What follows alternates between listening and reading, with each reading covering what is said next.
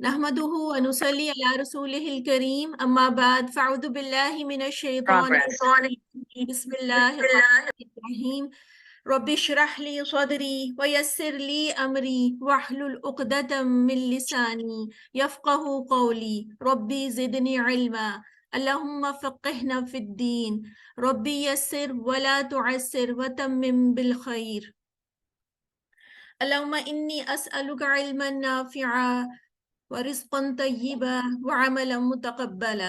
आमीन।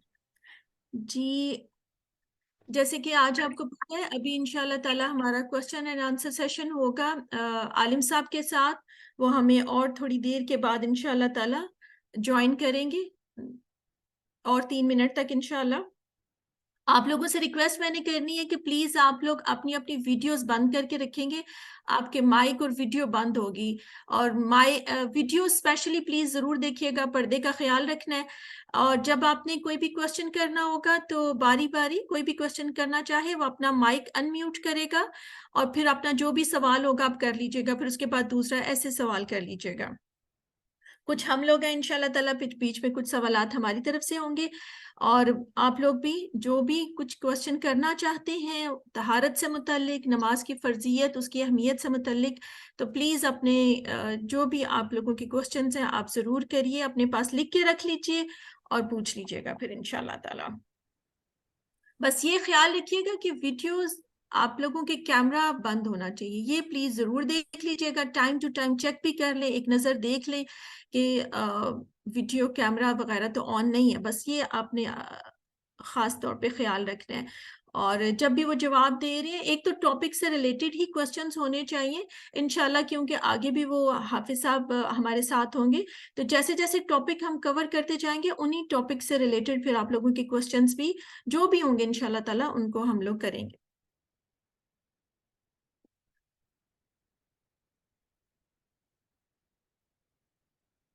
आप लोगों के पास अभी भी टाइम है, अगर कोई कुछ भी अपने सवाल लिख के रखना चाहता है तो वो लिख के रख ले और फिर इंशाल्लाह जब ज्वाइन करते हैं तो फिर आप लोग अपने क्वेश्चन कर लीजिएगा।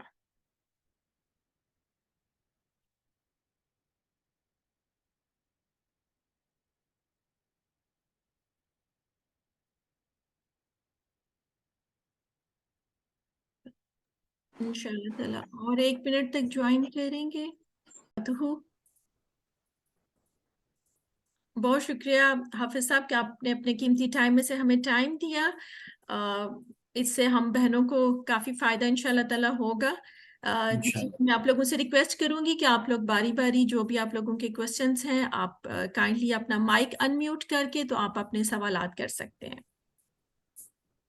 जी तो समीना मैं कर सकती हूँ पहले? जी बिल्कुल बिल्कुल प्लीज। जी अस्सलाम वालेकुम।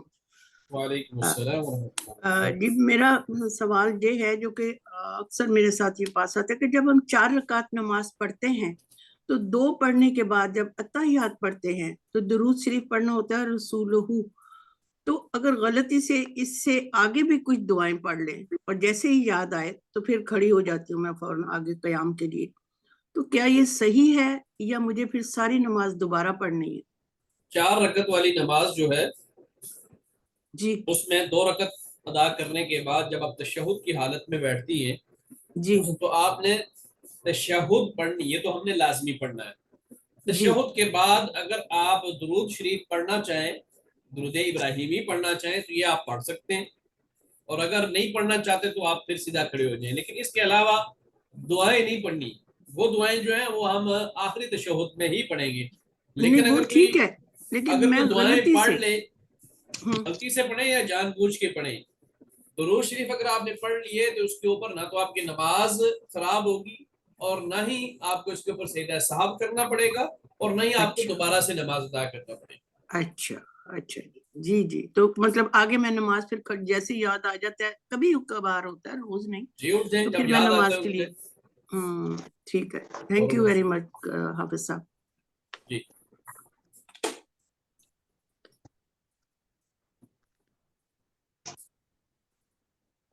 जी नेक्स्ट कौन करना चाहेगा?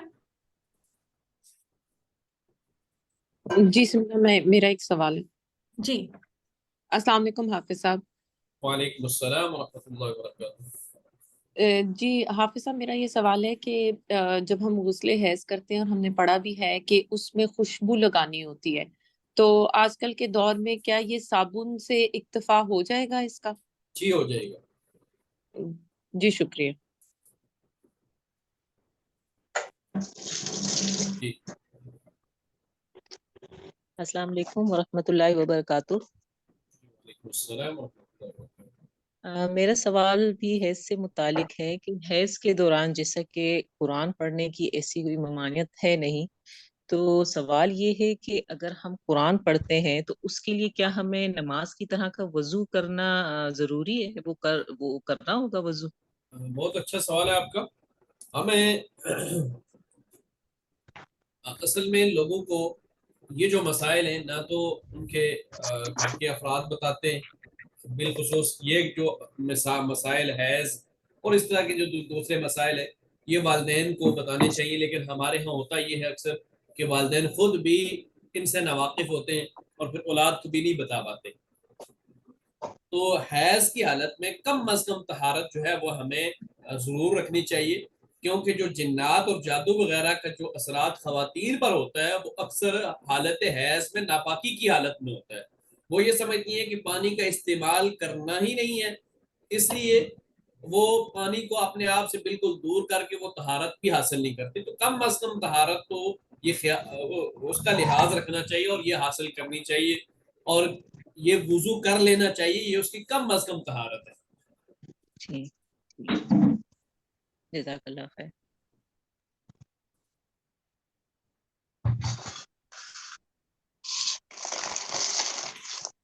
जी नेक्स्ट कौन करेगा? जी अस्सलाम वालेकुम रहमतुल्लाहि व बरकातहू। वालेकुम अस्सलाम वरहमतुल्लाहि वबरकातुहू। जी हाफिज साहब, मुझे आपसे ये पूछना था कि बाज़ औक़ात ये होता है, इस तरह बच्चे जो है वो या हम लोग भी सुस्ती की वजह से हैज़ का वक्त ख़त्म हो चुका होता है, लेकिन सिर्फ सुस्ती की वजह से कि अभी नहा लेते हैं, अभी नहा लेते हैं, तो 1-2 नमाजें उसमें मिस हो जाती हैं। तो क्या हैज़ ख़त्म होने के बाद अगर आप सिर्फ सुस्ती की वजह से नहीं नहा रहे, तो जो 2 नमाजें, मतलब अगर शाम को आपने सुबह-सुबह आपने नहाना है और नहीं नहाते, तो क्या फजर, ज़ोहर, असर ये नमाजें आपको पढ़नी होगी? अगर तो फजर से पहले हैज़ बंद हो चुका है और आपने गुस्ल में ताखीर कर ली है, तो फिर आपको फजर भी अदा करनी पड़ेगी, ज़ोहर भी, असर भी, यानी जिसके बाद फिर आपने गुस्ल किया उससे पहले, यानी जब से आपका खून हैज़ बंद हुआ उसके बाद वाली सारी नमाजें आपको अदा करनी पड़ेगी।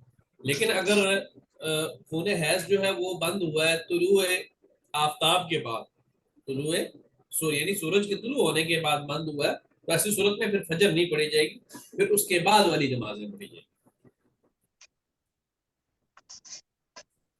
जी, ये मसला समझ आ गया, ये बता दिए करें। जी, जी, समझ आ गया। इसी से रिलेटेड एक क्वेश्चन मेरा और है, वो जी ये है कि जिस तरह हम लोग अबू धाबी में रहते हैं और फ़र्ज़ करें 12 बजे, सवा 12 बजे यहाँ पे ज़ोहर की नमाज़ हो जाती है, और आप अगर सिर्फ अज़ान के बाद यहाँ से दुबई के लिए चलें, तो क्योंकि दुबई जाके हम लोग फिर कसर नमाज़ पढ़ते हैं। तो अगर नमाज का टाइम दाखिल हो गया है और उसके बाद हम जगह छोड़ के दूसरी जगह जाते हैं, तो क्या हम वहां जाके कसर पढ़ेंगे या वो वाली नमाज हम पूरी पढ़ेंगे? वो नमाज जो आपके अपने इलाके में आपके ऊपर फर्ज हुई है उस नमाज को मुकम्मल पढ़ा जाएगा, और जो आपका सफर शुरू करने के बाद जिस नमाज का वक्त हुआ है वो कज़ा पड़ी, वो कसर पड़ी जाएगी। जी जज़ाकल्लाह खैर। जी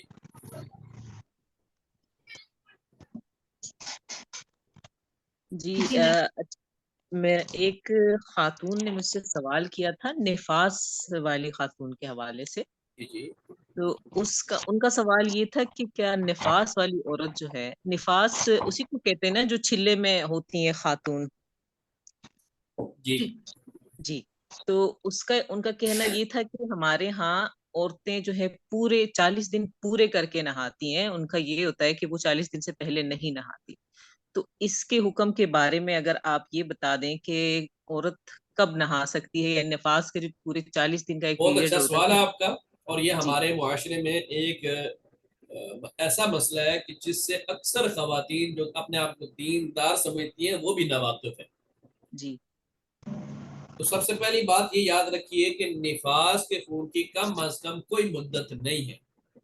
کم از کم ٹھیک خون حیض کی 1 دن مدت ہے کم از کم. ٹھیک جبکہ جو نفاس کا خون ہے جو بچہ جننے کے بعد عورت کے ساتھ معاملات لاحق ہوتے ہیں، جو اس کو بلیڈنگ ہوتی ہے، اس کو نفاس کہتے ہیں.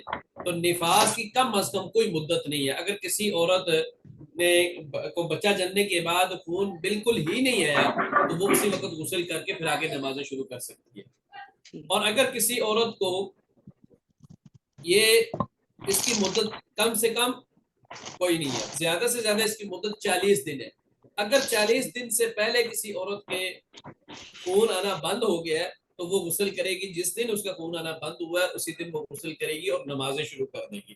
اب ایک مسئلہ یہ بھی ہے کہ اگر کسی خاتون کو 40 دن کے بعد بھی یہ خون جاری رہتا ہے تو وہ کیا کرے گی؟ تو 40 دن تک تو وہ نمازیں چھوڑ دے گی، لیکن 40 دن کے بعد بھی اگر کسی خاتون کو یہ خون جاری رہتا ہے تو پھر وہ استحاضہ کے حکم میں ہوگا. اس میں حکم یہ ہوگا کہ عورت 40 دن مکمل کرنے کے بعد غسل کرے گی اور ہر نماز کے لیے الگ سے وضو کر کے ہم اپنی نمازیں شروع کر دیں گے. ٹھیک اس ہمارے میں ہاں یہ ایک غلط تصور پایا جاتا ہے کہ یہ 40 دن ہی پورے کرنے ہوتے ہیں. 40 دن پورے نہیں کرنے جی ہوتے. جی جس دن یہی نفاس کا خون یہ بند ہوگا اسی دن غسل کر کے عورت اپنی نمازیں شروع کر دے گی. ٹھیک. اچھا اس میں ایک سوال جو دوسرا بنتا ہے کہ نفاس کا جو خون ہے وہ تو پورے مطلب زیادہ ایک لمبا پیریڈ ہوتا ہے، تو عورت کو اس میں کس چیز کو احتمال مطلب کس چیز کا وہ اندازہ لگائے گی کہ اب خون بند ہو گیا، 2-3 دن نہیں ہے، ہو سکتا ہے کہ کبھی 4 دن 5 دن بعد پھر سے اس کو کچھ خون آ جائے، تو اس کا پھر کیا حکم ہوگا؟ یعنی درمیان میں صرف کوئی ڈسچارج ہے، کوئی تھوڑا سا ہلکا سا یلوئش سا اور بیچ جب میں کچھ بھی نہیں ہے، ڈرائینس کہتے ہے، ہیں یہ تو تو خواتین کو معلوم بھی ہوتا ہے کہ خون آ رہا ہے یا نہیں آ رہا. تو اگر کسی خاتون کا خون آنا بند ہو گیا تو وہ غسل کر کے اور نماز پڑھ لے. اور اگر بعد میں پھر شروع ہو گیا تو یہ وہ نفاس کا ہی حکم ہوگا، پھر اس میں وہ نماز چھوڑ دے گی. ٹھیک ٹھیک جزاک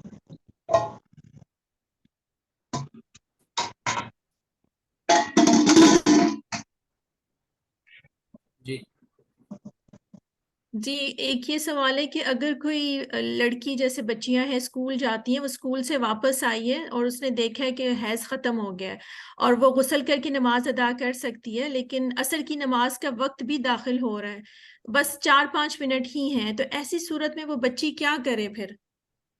وہ غسل کرے اور پھر پہلے زور ادا کرے اور پھر اثر ادا کر لے. ٹھیک ہے. اسی طریقے سے جیسے مطلب یونیورسٹی میں بھی بچیاں کوئی پڑھتی ہیں یا پڑھاتی ہیں تو وہ سارا دن یونیورسٹی میں ان کا گزر جاتا ہے، گھر شام کو وہ آتے ہیں، دن کو ان کا حیض ختم ہو گیا تو وہ بھی پھر ایسے ہی جی کریں وہ گے ایسے ہی کریں گے، ایسے ہی کریں ٹھیک ہے، یونیورسٹی سے واپس آ کے غسل کریں اور جتنی بھی ان کی قضا نمازیں ان کو ادا کریں. گے.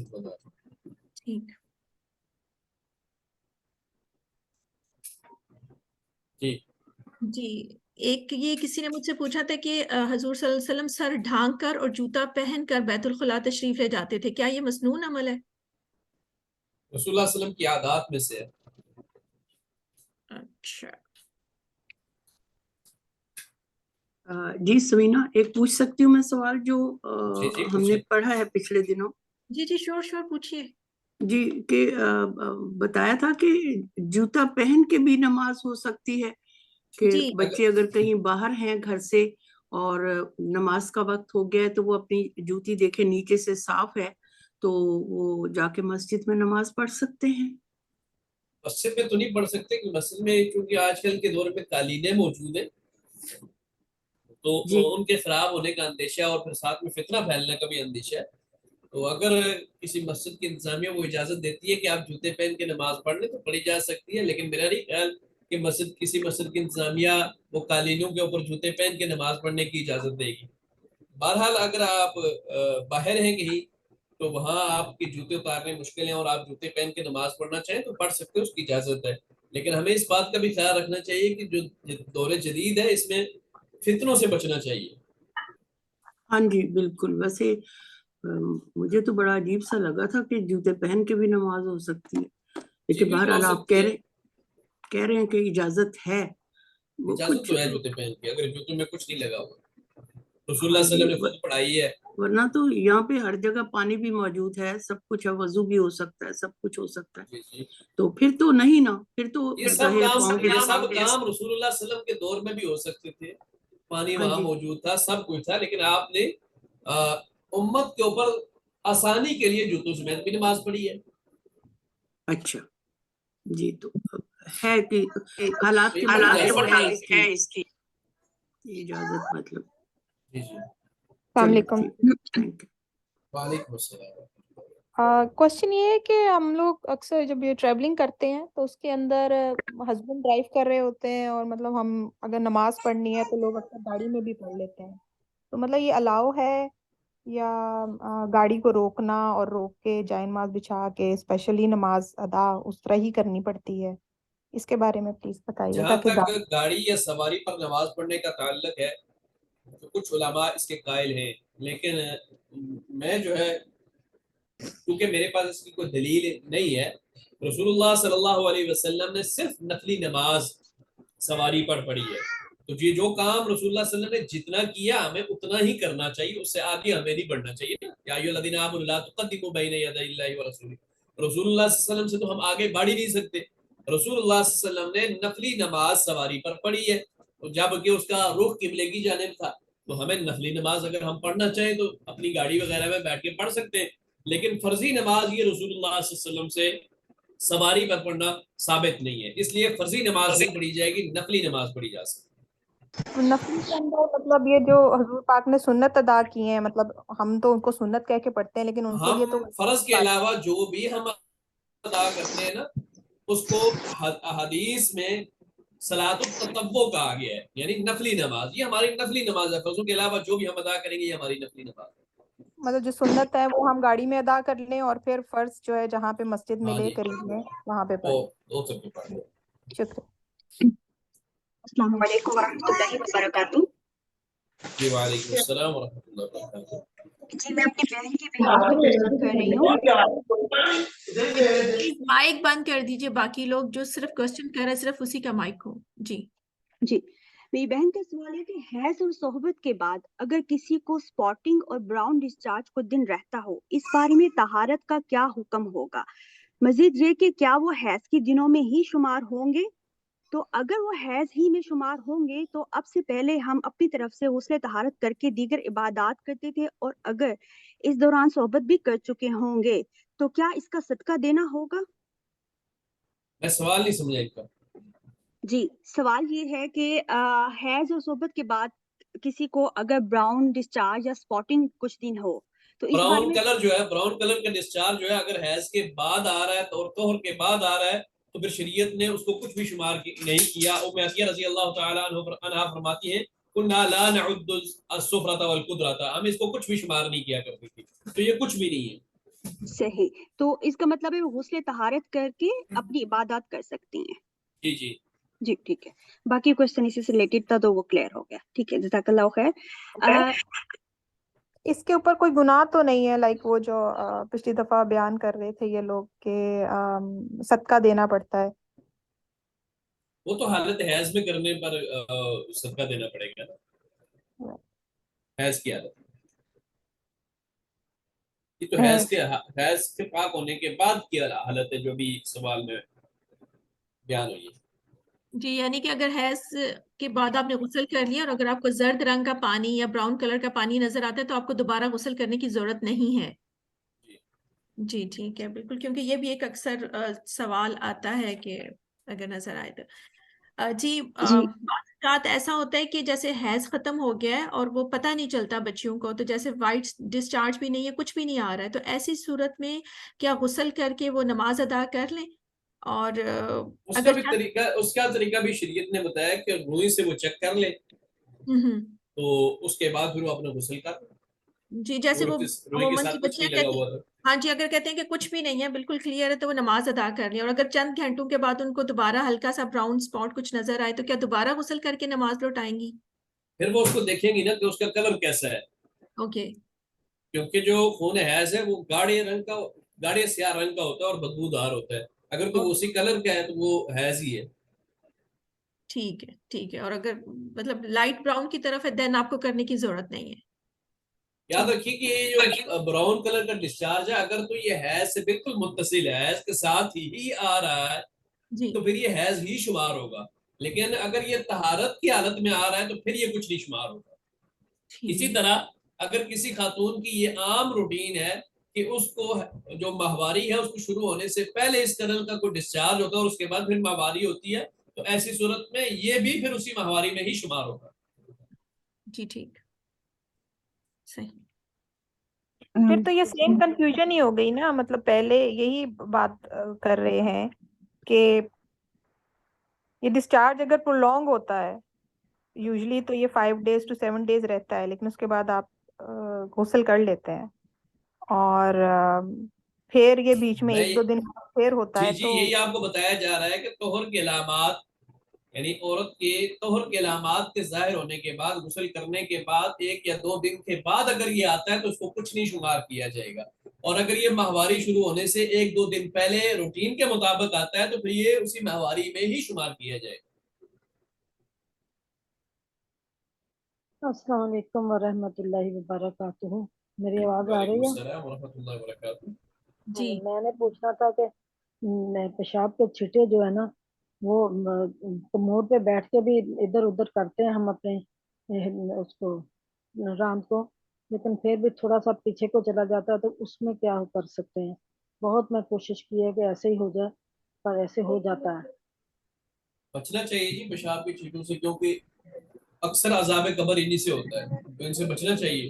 رسول اللہ صلی اللہ علیہ وسلم 2 قبر والوں کے پاس سے گزرے تو آپ صلی اللہ علیہ وسلم نے فرمایا کہ ان کو کسی بڑے گناہ کی وجہ سے قبر کا عذاب نہیں ہو رہا، بلکہ ان کو ان گناہوں کی وجہ سے ہو رہا ہے جن سے بچنا ممکن تھا. ایک تو یہ چغلی کھاتا تھا اس لیے اس کو عذاب قبر ہو رہا ہے، اور دوسرا یہ پیشاب کے چھینٹوں سے نہیں بچتا تھا. تو ہمیں پیشاب کے چھینٹوں سے بچنے کی ہر ممکن کوشش کرنی چاہیے. کوشش تو بہت کرتے ہیں، رن ادھر ادھر کر کے بھی کموڈ پہ بیٹھتے پھر بھی پیچھے تک چلا جاتا ہے. صاف بھی کرتے ہیں تو پھر وہم لگ جاتا ہے کہ صاف نہیں ہوا، اس لیے پوچھا ہے. وہم سے بچنا چاہیے. Okay okay. السلام علیکم. لا ما یریبک الا ما لا یریبک. رسول اللہ صلی اللہ علیہ وسلم نے فرمایا کہ شک والی چیز کو چھوڑ دیں اور یقین پر بنیاد رکھیں. تو یہ وہم ہوتا ہی تب ہے جب ہمارا یقین جو ہے نا شک پہ پختہ ہوتا ہے. تو شک پہ ہمارا یقین پختہ نہیں ہونا چاہیے. شک ہی ہے، اس کو چھوڑ دینا چاہیے. جی ایک یہ میں نے پوچھنا تھا کہ اگر نماز عصر کا وقت داخل ہوا ہے فرض کریے 4 بجے اور کسی کو حیض شروع ہو گیا، یعنی کہ آلموسٹ 4:05 پہ اس کو شروع ہو گیا، یعنی کہ اتنا وقت تھا اس کے پاس کہ 1 رکعت ادا کی جا سکتی تھی، تو کیا غسل کرنے کے بعد حائضہ کو نماز عصر کی قضا ادا کرنی ہوگی؟ عصر کا وقت شروع ہو چکا تھا. جی عصر کا وقت داخل ہو گیا، فرض کریے 4 بجے عصر کا وقت داخل ہو گیا اور 4 بج پھر کے وہ ادا 5 کریں گی. جی 4:05 پہ حیض شروع ہو گیا، 5 منٹ کا جی ہی وقفہ ملا ہے. جی وہ اپنی نماز قضا کریں گی. ٹھیک ہے، تو یعنی کہ غسل کرے، غسل کرنے کے بعد عصر پڑھیں گی اور پھر اس کے بعد جو بھی ان کی نماز اگلی ہے وہ تب شروع کریں گی. جی نہیں ٹھیک. مطلب یہ کہ اگر وہ وضو کرنے ہی واش روم میں گئی ہیں اور مطلب جا کے ان کو پتا لگا کہ اب یہ سٹارٹ ہو گئے ہیں تو مطلب اس کا لاجک سمجھ نہیں آئی مجھے.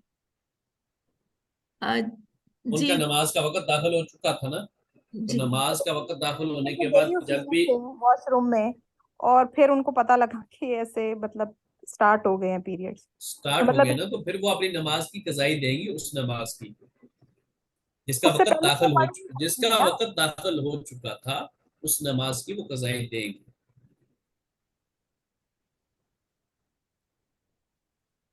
السلام علیکم. جی وعلیکم السلام.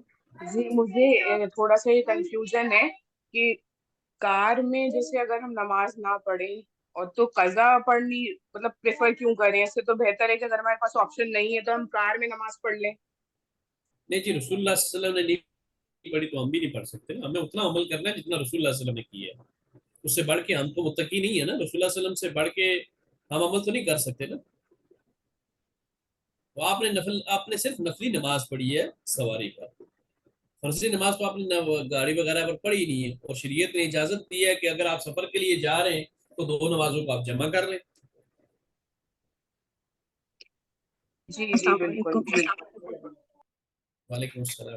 जी, मेरी एक बहन का सवाल है, क्या जुम्बी औरत गुस्ल तहारत से कब्ल अपने बच्चों, शौहर के लिए खाना बना सकती है और क्या वो खुद भी खा सकती है? जी और बिल्कुल बना सकती है और खा भी सकती है। अगर वक्त कम हो तो सहरी भी कर सकती है? जी बिल्कुल कर सकती है। सही। उनका एक और सवाल है कि अगर सर पर दुपट्टा ना हो तो क्या वुज़ू हो जाएगा? ये बहुत कॉमन हो चीज़ है जाएगी, हमारे घर में। जी। हो और जाएगा। उनका एक और सवाल है कि गुस्ल के दौरान क्या किया गया वुज़ू काफ़ी होगा या उन्हें दोबारा करना होगा? जी ये एक अच्छा सवाल है। अगर तो आपने गुस्ल करते हुए वुजू किया था, गुस्ल से पहले नमाज वाला वुजू ही किया है, तो दौरान गुस्ल अगर आपका हाथ आपकी शर्मगाह को टच नहीं हुआ तो ऐसी सूरत में आप उसी वुजू के साथ नमाज अदा कर सकते हैं, वो आपका वुजू बरकरार रहेगा। लेकिन अगर दौरान गुस्ल आपका हाथ आपकी शर्मगाह को टच कर गया है तो उससे फिर आपका वुजू टूट जाएगा, क्योंकि रसूलुल्लाह सल्लल्लाहु अलैहि वसल्लम ने फरमाया मन मस्स ज़करहु फल्यतवस्सा, कि जिसने अपने शर्मगाह को छुआ वो वुजू करे।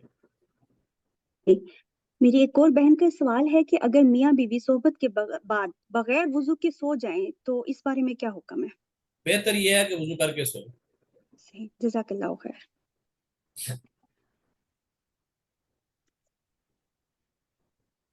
जी जज़ाकल्लाह खैर हाफिज साहब, काफी टाइम ले लिया आज आप। अल्हम्दुलिल्लाह। जी मेरे जी ख्याल से इसके सवाल है। जी एक कोई मेरा ख्याल है करना चाह रहे, जी आप जल्दी से कर लीजिए। तो ये सवाल है कि आप ये बताएं कि जब हम गुस्ल करते हैं तो गुस्ल के फराइज पूरे कर लें, जैसे जो गुस्ल के फराइज हैं, तो उसके साथ क्या नमाज नहीं अदा होती? उसके लिए भी प्रॉपर वजू बनाना पड़ेगा? यही बात हो चुकी है कि अगर आपने गुस्ल करने से पहले वुजू नमाज वाला वुजू किया है तो वो वुजू अगर आपका बरकरार है, किस सूरत में कि आपने दौराने गुस्ल अपनी शर्मगाह को टच नहीं किया तो वो आपका वुजू बरकरार रहेगा, उससे आप नमाज अदा कर सकते हैं। लेकिन अगर आपने अपनी शर्मगाह को हाथ लगाया तो वो वुजू टूट जाएगा, फिर आपको दोबारा नए सिरे से वुजू करके अपनी नमाज अदा करनी है। जी जज़ाकल्लाह। जी ठीक है अस्सलाम जी। वालेकुम। मेरे डॉक्टर ख्याल से जी काफी टाइम हो गया है, जी तो इंशाल्लाह आज तक ताला। के लिए इतना काफी है। जी बाकी जिसके क्वेश्चन है वो उनको नोट कर लें, इंशाअल्लाह वल अजीज अगले बुध को इंशाअल्लाह। जी इंशाल्लाह ताला, बहुत शुक्रिया, जज़ाकल्लाह अस्सलाम खैर। वालेकुम। वालेकुम अस्सलाम रहमतुल्लाहि व बरकातहू।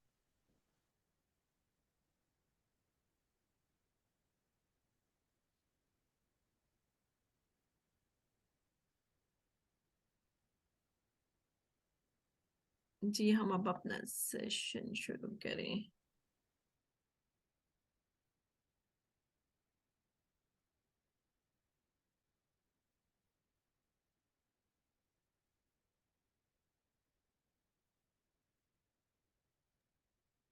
जी अब हम अपना सेशन शुरू करते हैं, अपना आज की क्लास। इंशाल्लाह ताला मैं उम्मीद करती हूँ कि आपको काफ़ी फ़ायदा हुआ होगा। बिस्मिल्लाहिर्रहमानिर्रहीम। अल्लाहुम्मा वजअल अमली कुल्लहु सालिहा वजअलहु लिवजहिका खालिसा वला तजअल लिअहदिन फीही शैआ। ए अल्लाह मेरे सारे अमल को साले बना दे और इसे अपने चेहरे के लिए खालिस कर ले और इसमें किसी एक के लिए भी कोई हिस्सा ना रख। हम सब अपनी नीयतों को अल्लाह सुब्हानो तआला के लिए खालिस करते हुए अपनी क्लास का आगाज करते हैं।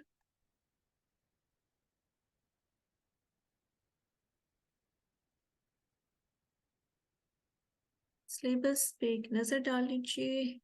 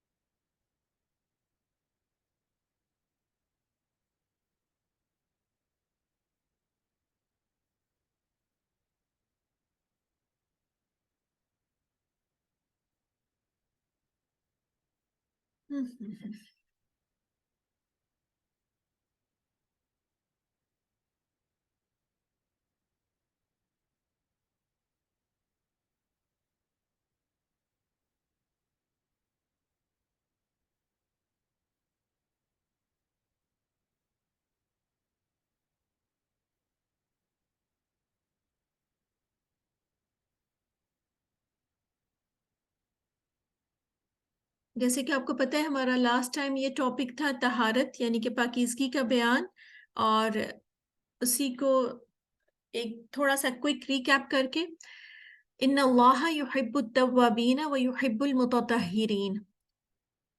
اعوذ باللہ من الشیطان الرجیم. ان اللہ یحب التوابین و یحب المتطہرین. بے شک اللہ تعالیٰ توبہ کرنے والوں اور پاک صاف رہنے والوں کو پسند فرماتا ہے. تو اس آیت میں ہمیں ظاہری اور باطنی پاکیزگی اختیار کرنے کی ترغیب دی گئی ہے. اللہ تعالیٰ پسند فرماتا ہے کن کو؟ خوب توبہ کرنے والوں کو اور خوب پاکی اختیار کرنے والوں کو. اب طہارت کیا ہے؟ طہارت کے معنی ہے پاک ہونے کے، یعنی کہ جسم، لباس اور ارد گرد کے ماحول کو پاک رکھنا طہارت کہلاتا ہے. اب طہارت کتنی طرح کی ہے؟ دو. ایک ہوتی ہے ہماری جسمانی طہارت اور ایک روحانی طہارت. جسمانی طہارت اور روحانی، ان دونوں کے بارے میں، جسمانی طہارت کے بارے میں ہم کافی حد تک بات کر چکے ہیں. جو تھوڑا سا ہمارا ٹاپک رہا ہے کہ اس کو آج کور کرتے ہوئے انشاءاللہ روحانی طہارت کی طرف جائیں گے. اور دین اسلام کا سب سے پہلا سبق کیا ہمیں سکھایا گیا ہے؟ طہارت. اب یہ ایک ریکیپ ہے جو لاسٹ ٹائم ہمارا ہوا تھا. جسمانی طہارت میں کیا آتا ہے کہ ایک جو جنبی ہے، یعنی کہ جو آپ کو پتہ ہے صحبت کرنے کے بعد جو ہماری حالت ہوتی ہے، اس کو جنابت کرنے کے بعد جنبی جو ہوتا ہے وہ مسجد سے گزر سکتا ہے لیکن اس میں ٹھہر نہیں سکتا، اور حالت جنابت میں زبانی اللہ کا ذکر کرنا یہ بھی جائز ہے. اس کے علاوہ جنبی سونے سے پہلے غسل نہیں کر سکے تو اسے وضو کر لینا چاہیے. حضرت عائشہ رضی اللہ عنہا سے روایت ہے کہ نبی اکرم صلی اللہ علیہ وسلم جب حالت جنابت میں سونے کا ارادہ فرماتے تو اپنی شرمگاہ دھو کر نماز کی طرح وضو فرما لیتے. اسے بخاری نے روایت کیا ہے. یہ بخاری کی حدیث کا مفہوم ہے. اور جنبی کے لیے وضو کر کے سونا افضل ہے لیکن نہ کرنے کی رخصت ہے، یعنی کہ اگر وہ نہیں کر سکا تو کوئی بات نہیں ہے. ایسا نہیں ہے کہ وہ گناہ گار ہوا ہے، لیکن وہ اگر وضو کر کے سوتا ہے تو یہ افضل ہے اور مسنون ہے. دیکھیں نا نبی پاک صلی اللہ علیہ وسلم ایسے ہی وضو کر کے وضو فرماتے تھے، تو یہ وضو کر کے اگر آپ سوئیں گے تو یہ افضل ہے، لیکن نہ کرنے کی بھی گنجائش ہے. اب یہ بھی کیونکہ ایک امپورٹنٹ بات تھی جو کہ لاسٹ ٹائم کی گئی تھی، اور دیکھیے ہم آپ لوگوں کے ساتھ یہ حدیث بھی شیئر کی تھی، اور سب سے پہلے آپ دیکھ لیجیے دلیل بھی اس میں، حائضہ سے جماع کرنے کی ممانعت. حیض کی حالت میں عورت سے مجامعت کرنا سخت گناہ ہے. اللہ تعالیٰ نے قرآن مجید میں فرمایا سورہ بقرہ کی آیت نمبر 222 فَاعْتَزِلُوا النِّسَاءَ فِي الْمَحِيضِ، بس ایام حیض میں عورتوں سے کنارہ کشی کرو، یعنی کہ ان سے صحبت نہ کرو. اور اگر کوئی اس گناہ کا مرتکب ہو جائے، یعنی کہ کسی نے اگر حیض میں اپنی بیوی کے ساتھ فزیکل ریلیشن شپ قائم کیا ہے، انٹرکورس کیا ہے، صحبت کی ہے، تو اس کی بابت نبی اکرم صلی اللہ علیہ وسلم نے فرمایا جو شخص بحالت حیض اپنی عورت سے صحبت کرے تو اسے چاہیے کہ 1 دینار یا نصف دینار خیرات کرے. دینار 4.5 ماشے سونے کا ہوتا ہے، تو نصف دینار 2.25 ماشے سونا ہوا، لہٰذا 4.5 ماشے یا 2.25 ماشے سونا یا اس کی قیمت صدقہ کرے، یعنی کسی مستحق کو دے اور آئندہ کے لیے توبہ کرے. اور یہ جیسے آپ نے دیکھا ہی تھا کہ ہم نے لاسٹ ٹائم آپ کو بتا دیا تھا کہ یہ سارا بھی کہ یہ ڈیٹ آپ دیکھ لیں گے کہ جو بھی ڈیٹ ہوگی اس کے حساب سے اس دن گولڈ ریٹ کیا ہے، دین آپ اس کے حساب سے پھر آپ کر لیں گے، صدقہ کریں گے پھر اس کے حساب سے، آپ کی جو بھی آپ کی اماؤنٹ بنتی ہے اور آپ کی مرضی ہے کہ آپ کتنا دینا چاہتے ہیں.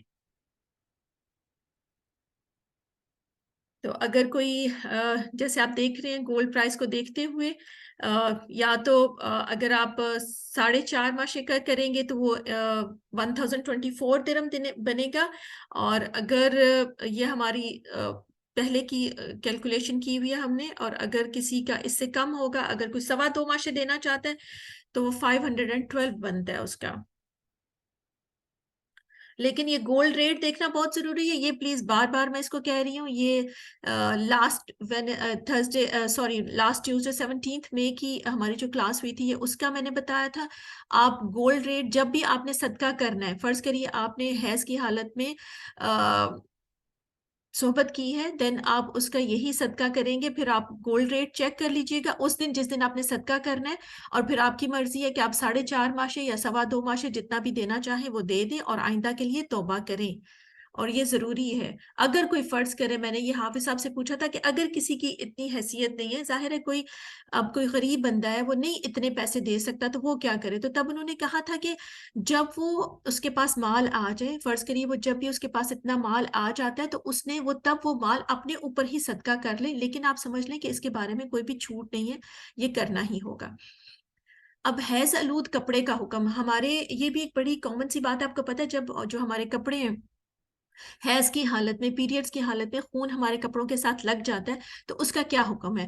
اسما بنت ابو بکر رضی اللہ عنہما روایت کرتی ہیں کہ ایک عورت نے رسول اللہ صلی اللہ علیہ وسلم سے پوچھا کہ جس عورت کے کپڑے کو حیض ماہواری کا خون لگ جائے تو وہ کیا کرے؟ تو آپ نے فرمایا اسے کھرچ لے, پھر چٹکیوں سے مل کر پانی سے دھو لے, پھر اس میں نماز ادا کرے.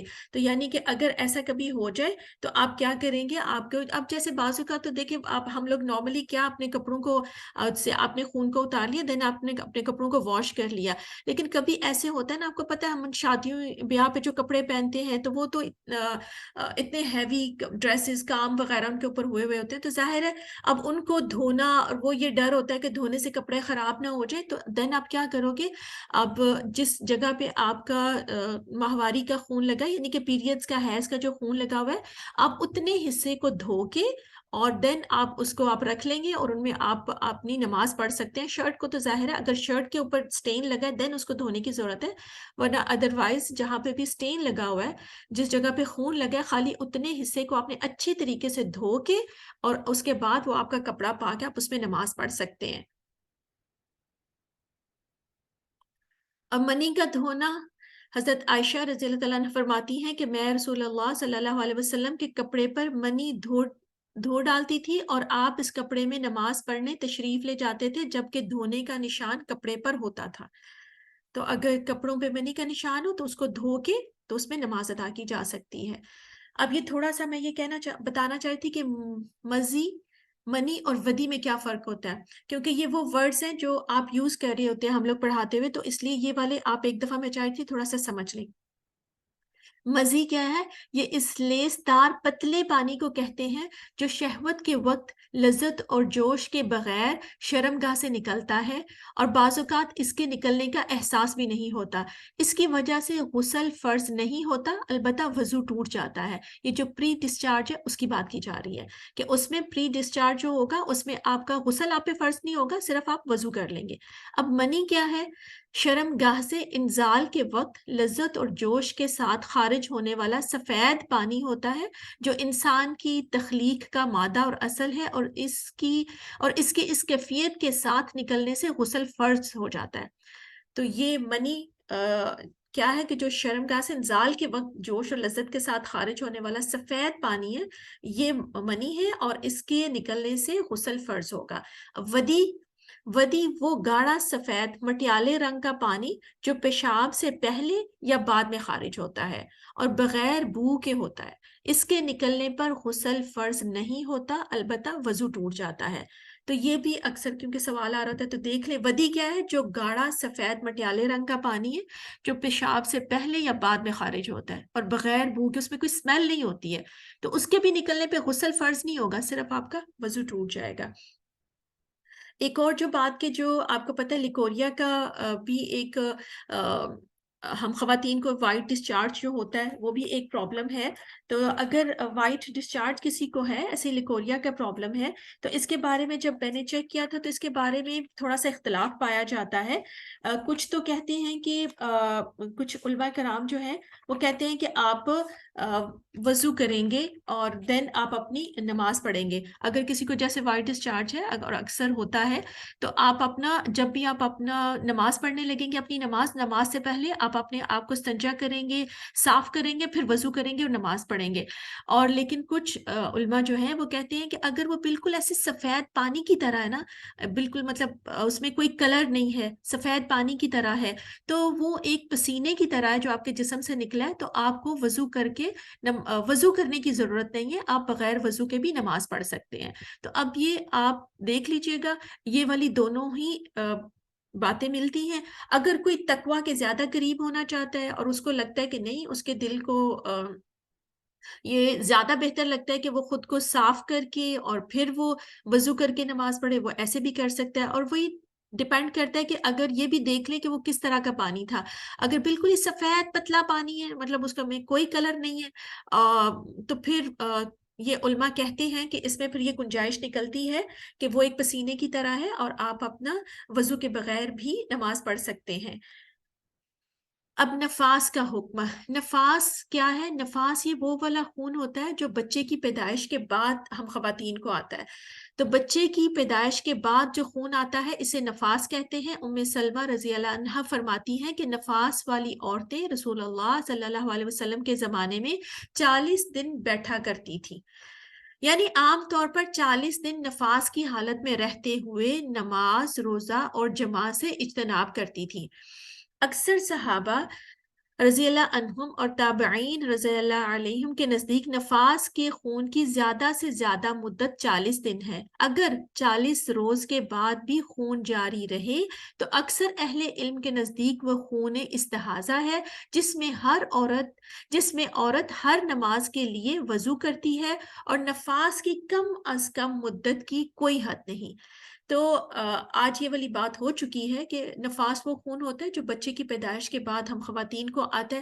تو ایک بہت بڑی غلط فہمی ہمارے ہاں یہ ہے کہ 40 دن تک ہم لوگ چاہے بلیڈنگ نہیں بھی ہو رہی، خون آ رہا نہیں آ رہا، لیکن عموماً یہ کانسیپٹ پایا جاتا ہے کہ نماز نہیں پڑھنی. جب 40 دن گزر جائیں گے پھر اس کے بعد ہم غسل کریں گے اور نماز پڑھیں گے. تو یہ ایسی بات نہیں ہے. نفاس کی کوئی مدت نہیں ہے. اگر کسی کو فرض کریے 3 دن، 4 دن، 10 دن، سب کی مدت مختلف ہوتی ہے. جب بھی کسی عورت کو خون آنا بند ہو جائے گا تو وہ اپنا غسل کرے گی اور طہارت حاصل کر کے اپنی نمازیں شروع کر دے گی. بالفرض اس کو فرض کریے کہ اس نے 10 دن کے بعد اس کو خون آنا بند ہو گیا تو وہ اپنا غسل کرے، طہارت لے اور نماز پڑھنا شروع کر دے. اگر کچھ دنوں کے بعد اس کو دوبارہ بلیڈنگ سٹارٹ ہو گئی ہے تو وہ پھر نماز پڑھنا بند کر دے گی. اور وہی والی بات آپ دیکھ لیں گے، آپ کو پتہ ہی ہے کہ نفاس کا خون، حیض کا خون، آپ کو آگے بھی انشاءاللہ تعالیٰ بتاؤں گی کہ حیض کا خون کیسا ہوتا ہے. ہم عورتوں کو پتہ ہوتا ہے وہ گاڑھا ہوتا ہے اور بلیکش ہوتا ہے اور اس میں اسمیل رہتی ہے، تو آپ کو آئیڈیا ہو جاتا ہے. تو پھر آپ نماز پڑھنا چھوڑ دیں گے. جب طہارت ہو پھر آپ اپنی نماز پڑھنا شروع کر دیں گے. تو یہ 40 دن تک بیٹھے رہنا، ہاں اگر کسی کو 40 دن تک بلیڈنگ ہوتی رہی ہے تو وہ صحیح ہے. وہ 40 دن تک اپنے اگر اس کو جتنے دن بھی بلیڈنگ ہو رہی ہے وہ نماز نہیں پڑھیں گی. جب وہ پاک ہو جائیں گی، بلیڈنگ آنا بند ہو جائے گی، وہ غسل کر کے نماز ادا کریں گی. حیض وہ سیاہی مائل خون ہے جو بالغ عورت کو ہر ماہ آتا ہے. اب حیض والے خون کی پہچان بھی ہمیں ہونی چاہیے. حیض وہ سیاہی مائل خون ہے، یعنی کہ بلیکش کلر کا ہے، جو بالغ عورت کو ہر ماہ آتا ہے. منتھلی ہوتا ہے. یہ عام طور پر اس کی مدت 3 سے 7 دن تک ہوتی ہے. اور نفاس کون سا خون ہے؟ نفاس وہ خون ہے جو بچے کی پیدائش پر جاری ہوتا ہے اور عموماً اس کی مدت 40 دن ہے، لیکن بعض اوقات پہلے بھی ختم ہو جاتا ہے. اب جو حیض کا ہوتا ہے یہ ایک دن بھی ہوتا ہے. حیض کی مدت کم سے کم مدت حیض کی 1 دن ہے، اور بعض کی آپ کو پتہ ہے 3 دن، 5 دن، 7 دن. ہم سب عورتوں کی یہ مختلف ہوتی ہے. ہم سب نے اپنی عادت دیکھنی ہے کہ ہماری عادت کیا ہے. اگر کسی کی عادت 1 دن ہے، 3 دن ہے، 7 دن ہے، تو اپنی عادت کے مطابق جب بھی اس کو بلیڈنگ بند ہو جائے گی وہ غسل کرے گی اور اپنی نماز پڑھنا شروع کر دے گی.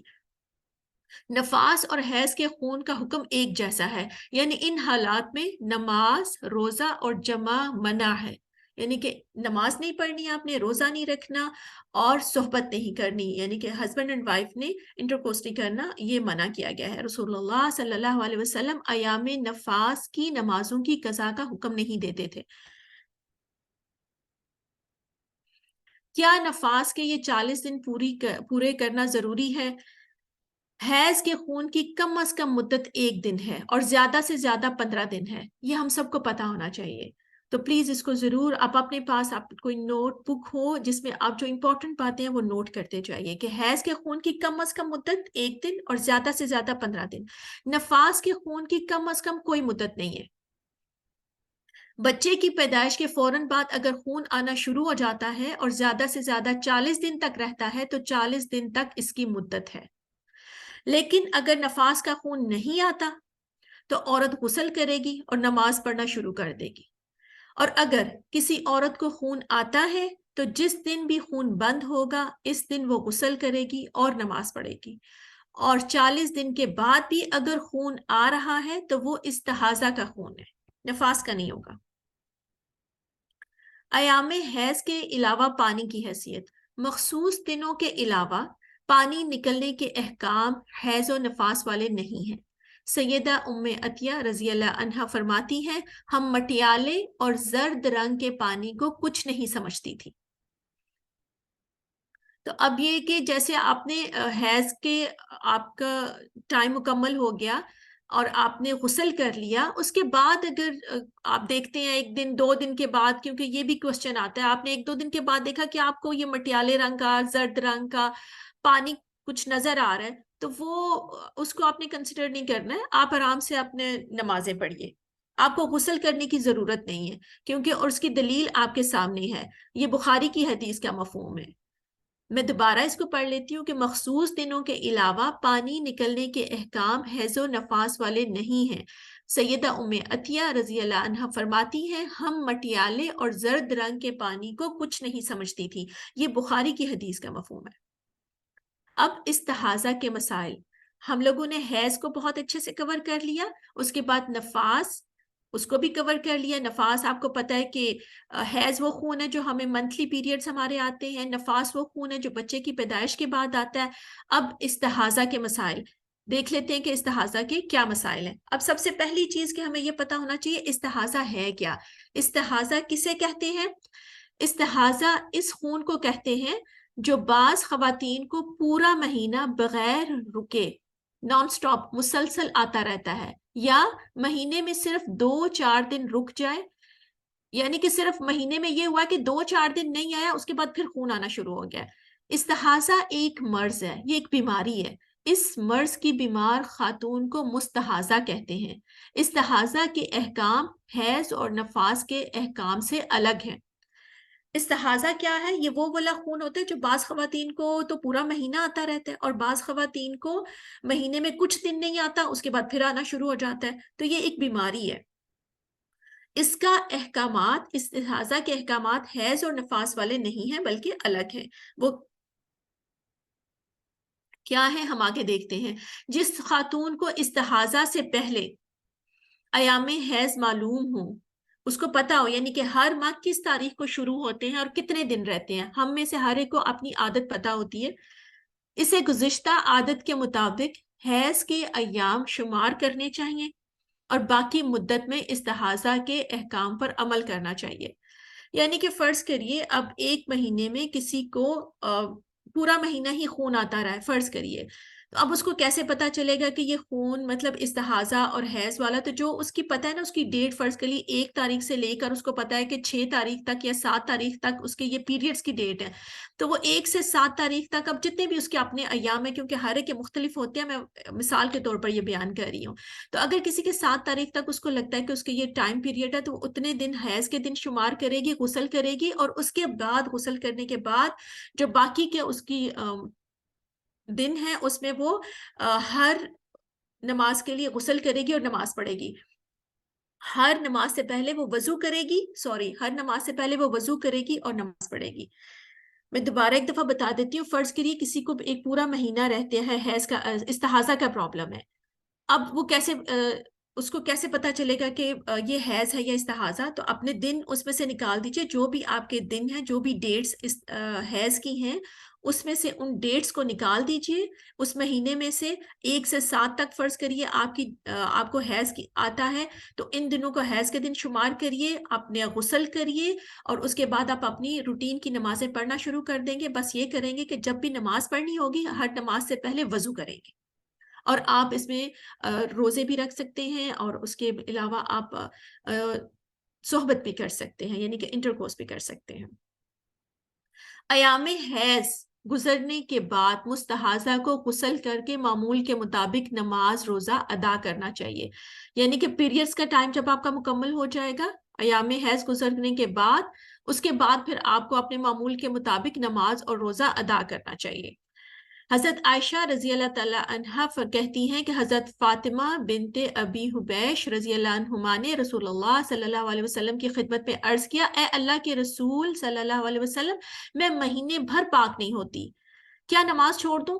رسول اللہ صلی اللہ علیہ وسلم نے فرمایا، یہ ایک رگ کا خون ہے، حیض کا نہیں، لہٰذا حسب عادت جب حیض شروع ہو تو نماز چھوڑ دو، اور جب عادت کے برابر دن گزر جائے تو خون دھو لو اور نماز پڑھو۔ اسے بخاری نے روایت کیا ہے۔ تو دیکھیے یہ بخاری کی حدیث کا مفہوم ہے جو آپ کو بیان کیا گیا ہے۔ جس خاتون کو استحاضہ سے پہلے حیض کے ایام معلوم نہ ہو، یعنی حیض میں باقاعدگی رہی ہو، کبھی جلدی کبھی دیر سے آتے ہوں، اب ایسے بھی ہو سکتا ہے نا، کسی کو یہ خیال آ سکتا ہے مجھے تو اپنی ڈیٹ ایگزیکٹلی پتہ ہی نہیں ہے، کبھی تو وہ لیٹ آتے ہیں کبھی جلدی، یعنی کہ جیسے میں نے اگزامپل کے طور پہ ایک بات بیان کی کہ کسی کے 1 سے 7 تک حیض رہتے ہیں، اب کوئی کہے کہ مجھے نہیں پتا، کبھی جلدی ہو جاتا ہے کبھی بعد میں، تو اب میں کیا کروں؟ تو اسے حیض اور استحاضہ کے خون کے رنگ میں فرق دیکھ کر حیض اور استحاضہ کے احکام پر عمل کرنا چاہیے۔ تو اب وہ کیا کرے گی کہ اپنے خون کو دیکھے گی کہ حیض اور استحاضہ کے خون کے رنگ میں فرق دیکھے گی اور اس کے مطابق پھر وہ عمل کرے گی۔ جس خاتون کو استحاضہ سے پہلے حیض کے ایام معلوم نہ ہو تو اس کو کیا کرنا چاہیے؟ وہ رنگ دیکھ کے فرق کو دیکھے گی اور اس کے مطابق پھر خون کے رنگ میں فرق دیکھ کر حیض اور استحاضہ کے احکام پر عمل کرے گی۔ مستحاضہ یعنی کہ جس عورت کو استحاضہ کا بیماری ہے اس کو مستحاضہ کہتے ہیں نا، تو مستحاضہ کو ہر نماز کے لیے نیا وضو کرنا چاہیے۔ مستحاضہ غسل کرنے کے بعد تمام عبادات معمول کے مطابق ادا کر سکتی ہے، وہ نماز بھی پڑھے گی، روزہ رکھے گی، جو بھی جیسے بھی جو باقی سارے جیسے آپ سمجھ لیں کہ ویسے پاکیزگی کے اور سارے وہ ویسے ہی کرے گی، صرف ایک کام اس نے یہ کرنا ہے کہ جب بھی نماز پڑھنے لگے گی نیا وضو کر لے گی بس۔ حضرت عائشہ رضی اللہ تعالیٰ عنہا فرماتی ہیں کہ نبی اکرم صلی اللہ علیہ وسلم کے ساتھ آپ صلی اللہ علیہ وسلم کی ایک زوجہ حالت استحاضہ کے باوجود اعتکاف کیا کرتی تھی، اسے بخاری نے روایت کیا ہے۔ تو سارے کام اعتکاف بھی کر سکتے ہیں، سارے کام کر سکتے ہیں، صرف جب نماز پڑھنے سے پہلے نیا وضو کرنا ہے۔ اب یہ ہے کہ جس خاتون کے ایام حیض معلوم نہ ہو اور جس کے حیض اور استحاضہ کے خون میں رنگ کا فرق بھی نہ پایا جاتا ہو، اب یہ بھی آ سکتا ہے سوال کہ بھئی ہمیں تو فرق رنگ نہیں پتہ چل رہا، تو پھر کیا کریں؟ اسے پہلی دفعہ حیض آنے کے دنوں کو سامنے رکھتے ہوئے ہر مہینے کے اس دن سے حیض کی ابتدا شمار کرنی چاہیے جس دن پہلی مرتبہ حیض آیا تھا۔ مثلا کسی خاتون کو پہلی دفعہ مہینے کی 7ویں تاریخ کو حیض آنا شروع ہوا تو اسے حیض اور استحاضہ میں فرق کرنے کے لیے 7ویں دن سے حیض کے احکام پر عمل کرنا شروع کرنا چاہیے۔ غسل کرنے کے بعد مستحاضہ سے صحبت کرنا جائز ہے۔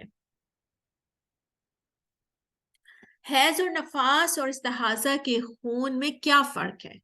حیض اور نفاس گاڑھے اور سیاہ رنگ کا ہے اور بدبودار ہوتا ہے۔ عموماً خواتین اس کی نوعیت سے اس کو پہچان لیتی ہیں، ہم لوگوں کو پتہ چل جاتا ہے، آپ کو پتہ ہی ہے کہ وہ گاڑھا اور سیاہ رنگ کا ہوتا ہے اور اسمیل ہوتی ہے اس میں۔ استحاضہ عام خون کے جیسا ہی ہوتا ہے اور یہ ماہواری کے دنوں سے ہٹ کر آتا ہے۔ عام خون جیسے آپ کو پتہ کبھی ہمیں کٹ لگ جائے تو جو عام خون ہمارا نکلتا ہے یہ استحاضہ کا خون ویسا ہوتا ہے۔ اب ہم تھوڑے سے بات کریں گے جسمانی طہارت کا، الحمدللہ کافی حد تک ہم لوگوں نے بات کی، یہ ساری جسمانی طہارت ہم اختیار کریں گے، اور اب ہم دیکھ لیتے ہیں کہ روحانی یا باطنی طہارت کیا ہے۔ تزکیہ نفس اور باطنی طہارت کے لیے ضروری ہے کہ ہم خود کو جھوٹ، بغض، کینہ، ریاکاری، حسد، غصہ، تکبر، بخل، بدگمانی اور غیبت سے خود کو دور رکھیں۔ اگر ان میں سے کوئی بری عادت ہم میں موجود ہے تو ایک ایک کر کے اس کو اپنے دل میں برا بھی جانیں اور اس کو نکالیں اور اپنا تزکیہ ہم سب خود کریں۔ دل پاک صاف ہوگا تو نماز میں بھی سکون اور راحت نصیب ہوگی۔ تو یہ بڑا ضروری ہے. ہمارا دل بھی اللہ سبحانہ تعالیٰ کے آگے صحیح معنوں میں تبھی جھکے گا نا جب ہمارے دل بھی پاک اور صاف ہوگا. تو دل کی طہارت بھی، باطنی طہارت بھی بڑی ضروری ہے. اور باطنی طہارت میں دیکھیں کتنا ہمارے اپنے دل کا پاک صاف ہونا بھی بڑا ضروری ہے. دل کو جھوٹ سے، بغض سے، کینہ، ریاکاری، حسد، غصہ، تکبر، بخل، بدگمانی، غیبت، ان سب سے بھی ہم نے اب ہم دیکھ سکتے ہیں کہ میرے اندر کون سی برائیاں ہیں. تو ان میں سے جو ہو سکتا ہے کسی کے اندر جھوٹ ہو، کسی کے اندر کینہ ہو، کسی کے اندر غیبت ہو، کسی کے اندر حسد ہو. تو جس کو ہم میں سے ہم خود کو سب سے زیادہ بہتر سمجھتے ہیں، تو ہمیں پتا ہے کہ جو بھی ہماری بیماری ہے اس کو ایک ایک کر کے ہم اپنے اندر سے نکالیں. اب میں، ظاہر ہے ہمارے پاس اتنا ٹائم تو نہیں ہے، اس لیے میں بہت تھوڑا سا ایک جو بہت کامن بیماری ہے وہ ہے حسد، جیلسی. اس کے بارے میں تھوڑی سی بات کروں گی کہ حسد، جیلسی، کینہ اور بغض کو کہتے ہیں. اس سے مراد ہے پوشیدہ دشمنی، اور یہ دل کی ایک بیماری ہے. جو شخص حسد کرتا ہے اس پر اللہ کی رحمت کا نزول رک جاتا ہے، اس کے اندر سے خیر ختم ہونا شروع ہو جاتی ہے. تو دیکھیں کتنی سخت بات ہے کہ جو حسد کرتا ہے نا اس پر اللہ کی رحمت کا نزول رک جاتا ہے، اللہ کی رحمت نازل نہیں ہوتی اور اس کے اندر سے آہستہ آہستہ خیر ختم ہونا شروع ہو جاتی ہے. اگر اللہ تعالیٰ اب یہ کہ انسان حسد کرتا کیوں ہے، کیا ریزن ہے اس کی؟ اگر اللہ تعالیٰ نے کسی کو کوئی صلاحیت دی ہے، کوئی انعام دی ہے، اللہ تعالیٰ نے کسی کو کوئی بلندی یا فضیلت دی ہے، تو اگر اس پر کسی کا دل تنگ ہو اور وہ اس بات کو ناپسند کرے اور وہ یہ خواہش کرے کہ یہ نعمت اس سے چھن جائے اور مجھے مل جائے، تو یہ حسد ہے. حسد اور رشک میں کیا فرق ہے؟ حسد میں دل میں نفرت ہوتی ہے. کسی کی نعمت کو دیکھ کر انسان خوش ہونے کی بجائے اس سے نفرت کا اظہار کرتا ہے اور دل میں یہ خواہش کرتا ہے کہ اس سے یہ نعمت چھن جائے اور اس کو مل جائے. اور جبکہ رشک میں کسی کی نعمت دیکھ کر دل میں بھی خوشی کا اظہار ہوتا ہے اور اللہ تعالیٰ سے انسان یہ دعا کرتا ہے کہ اس کی نعمت بھی قائم رہے اور اللہ تعالیٰ اپنی رحمت کے خزانوں میں سے مجھے بھی اس سے نواز دے. تو رشک کرنے والا بندہ دوسرے کی نعمت دیکھ کے خوش ہوتا ہے اور وہ یہ دعا کرتا ہے کہ اس کی خوشی، اس کی نعمت بھی یہ برقرار رہے، اللہ جو تو نے اس کو نعمت دی، اور اللہ تعالیٰ تیرے تو رحمت کے خزانے بڑے وسیع ہیں، اللہ تو مجھے بھی نواز دے. تو یہ رشک ہے. رشک کر سکتے ہیں لیکن حسد کی کوئی گنجائش نہیں نکلتی. اللہ تعالیٰ نے کسی کو کوئی بلندی دی ہے، کوئی نعمت دی ہے، کوئی بھی نعمت دی ہے اللہ تعالیٰ نے، وہ اللہ کا کرم، اللہ کا فضل ہے. ہمیں دوسروں کو نعمتوں کو دیکھ کے خوش ہونا چاہیے اور اچھے الفاظ میں، جیسے ماشاء اللہ، تبارک اللہ، ولا قوت الا باللہ، اچھے الفاظ بولنے چاہیے. اب حسد کے نقصان کیا ہے؟ حدیث کا مفہوم ہے، نبی صلی اللہ علیہ وسلم نے فرمایا، چغل خوری اور حسد، اس کی وجہ سے انسان جہنم میں جائے گا. یہ کوئی چھوٹی بات نہیں ہے حسد کرنا. مومن کے دل میں ایمان، چغل خوری اور حسد ایک ساتھ جمع نہیں ہو سکتے. تو مومن کے دل میں ایمان، چغل خوری اور حسد یہ ایک ساتھ جمع ہی نہیں ہو سکتے، ایک ساتھ اکٹھے نہیں ہو سکتے. تو ہم نے اپنے دل میں ایمان کو بڑھانا ہے اور برائیوں کو نکالنا ہے. حسد دین کو ختم کر دینے والی ایک بیماری ہے. حسد دل کی ایک خطرناک بیماری ہے. اگر ایمان دل میں ہوگا تو حسد نہیں ہوگا، اور اگر حسد ہوگا تو پھر ایمان نہیں ہوگا. سیدنا ابو ہریرہ رضی اللہ تعالیٰ عنہ سے روایت ہے کہ رسول اللہ صلی اللہ علیہ وسلم نے فرمایا، آدمی کے دل میں ایمان اور حسد جمع نہیں ہو سکتے. تو ہمارے لیے بھی کتنا ضروری ہے یہ کہ ہم لوگ بھی اپنی دلوں سے بغض کو، حسد کو، کینے کو پاک صاف رکھیں. ابن ماجہ کی حدیث کا مفہوم ہے، سیدنا عبداللہ بن عمر سے روایت ہے کہ رسول اللہ صلی اللہ علیہ وسلم سے کہا گیا، لوگوں میں کون سب سے افضل ہے؟ آپ صلی اللہ علیہ وسلم نے فرمایا، ہر صاف دل، زبان کا سچا. لوگوں نے کہا، زبان کے سچے کو تو ہم پہچانتے ہیں، لیکن صاف دل کون ہے؟ فرمایا، وہ پرہیزگار، پاک صاف، جس کے دل میں گناہ نہ ہو، نہ بغاوت ہو، نہ بغض، نہ حسد. تو اللہ سبحانہ وتعالی ہمیں توفیق دے کہ ہم اپنے دل کو پاک اور صاف کریں، اور جو بھی ہمارے دل میں بیماریاں ہیں ہم آہستہ آہستہ ان کو اپنے دل سے نکالنے کی کوشش کریں. کیونکہ اس کو میں نے اس لیے رکھا. اسی طریقے سے بعض اوقات ایک اور چیز جو آپ کو پتہ ہے کہ ہم لوگ بدگمانی بہت کرتے ہیں. کسی کے بھی بارے میں غلط سوچ لیا، برا گمان کیا، یہ بھی ایک بہت خطرناک بیماری ہے. اب یہ ہے کہ جیسے قرآن پاک میں ذکر آتا ہے نا کہ اے ایمان والو زیادہ زن سے بچو، یعنی کہ بہت سے زن جو ہیں وہ گناہ ہیں. تو ہمیں اسلامی اصول ہمارا کیا ہے کہ ہم معاملہ ہمیشہ حسن زن سے شروع کریں. ہمیں سب کے بارے میں حسن زن رکھنا چاہیے، اچھا سوچنا چاہیے. مسلمان کا وصف ہے یہ. اللہ یہ کہ کوئی کسی کے بارے میں ہمیں یقین ہو تو پھر ہمیں محتاط بھی رہنا چاہیے. لیکن کسی سے بھی کوئی بھی معاملہ شروع کرنا ہی بدگمانی سے، اس سے ہمیں بچنا چاہیے. اب یہ کہ برا گمان کیا ہے کہ کسی کے بارے میں کوئی ایسا خیال چھپا کے دل میں رکھنا جس کا وہ اظہار بھی نہیں کر پاتا، اور اگر اظہار کرے تو وہ طعنہ بنتا ہے، اور اگر پیٹھ پیچھے کرے تو غیبت بنتی ہے. تو ایسا خیال اگر وہ دل میں چھپا کر رکھتا ہے تو یہ برا گمان ہے، سوء ظن جس کو کہتے ہیں.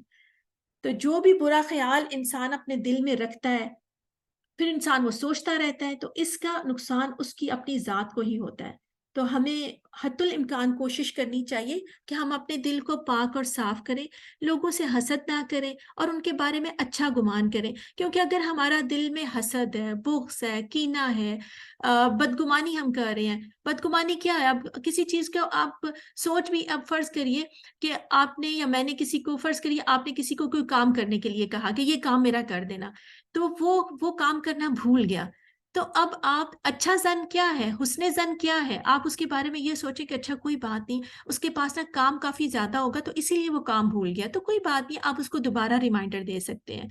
اب بدگمانی کیا ہے اور برا گمان کیا ہے کہ آپ سوچیں کہ یہ تو ہے ہی ایسا، اس نے جان بوجھ کے میرا یہ کام نہیں کیا، اور اس کو تو بس کوئی چیز یاد ہی نہیں رہتی، یا اس نے تو بس میرا کام یاد ہی نہیں رکھنا ہوتا.